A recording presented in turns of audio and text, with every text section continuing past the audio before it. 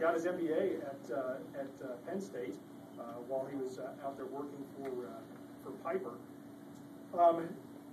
He briefly worked for Boeing here in Wichita before he went out to Piper. And on his application, he had a desire to come back to the Midwest. Took a few years, but we did finally get him back and working with Cessna. And it's kind of interesting on references. Some of the people, having Ed Stimpson as one of your references, it's a pretty amazing thing.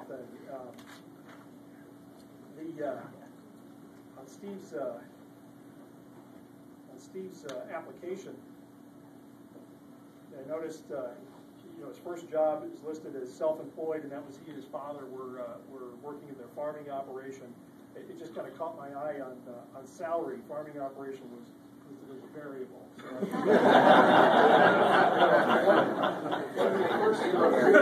Real forecast. Easy to say about aircraft sales these days. But I also in Steve's file found this was a performance appraisal. This is from '84. Is this? Let's see if I can see who signed it. Joe Walker who signed it. But there was an interesting comment in here on strengths. It says Steve has the technical skills and a high level of piston and turboprop experience to perform his duties. He works well with his colleagues and is an extremely conscientious employee.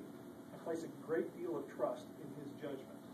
And I think that is an absolutely critical sentence, I think, that really summarizes Steve's career with Cessna and how many of us have really placed a great deal of trust in his judgment, whether we're a colleague of his, work for him, or whether you're steering the ship of this company. And I think that's an incredible legacy to leave, to know what an impact you've had with turning your experience into a level of trust that so many people have. So, Steve, just want to say thank you very much for all you've done for this company.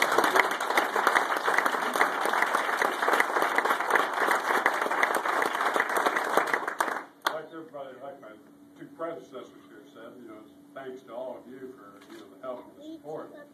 But retirements are a little bit more about reminiscing than they are about looking to the future. And our good friend Bob Scurfield asked me to share some knowledge with you today. So, career in general aviation essentially started in 1967. So. Got a little bit of experience, but the career itself has been marked by all kinds of black swans, if you will. First one occurred in October of 1969. The industry was doing well. We're shipping a lot of airplanes, and in October 1969, somebody reached up and turned off the order switch, and I mean really turned it off, because 1970 was, a 40% reduction over 1969, which, along with that came a lot of reorganizations and readjustments, which we were all familiar with. Then business recovered and was about the same in 71, 72, 73, was recovering.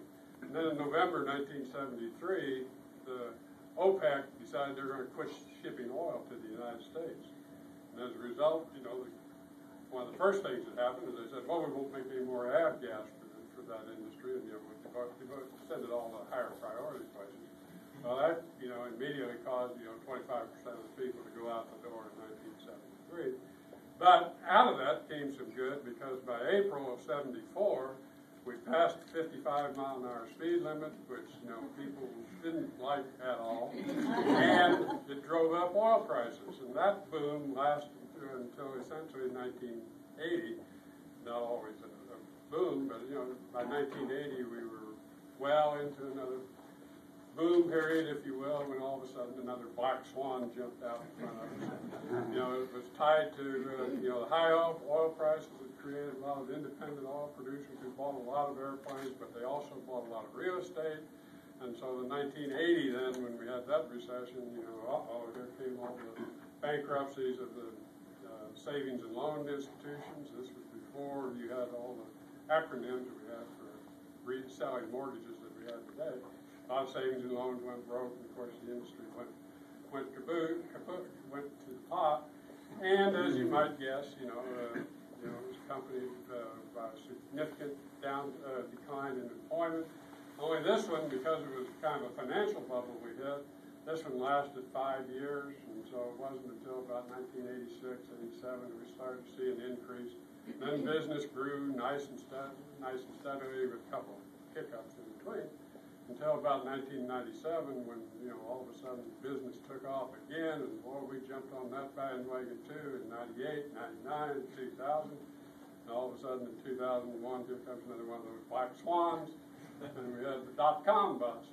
And as a result, you know, we suffered through that one through 01, 02, 03, and then in 04 started to pick up business again, which lasted real well until 2008 when we had, you know, this latest financial bursting of the bubble, which of course all of you have experienced. And we're going through the cycle of resizing the company.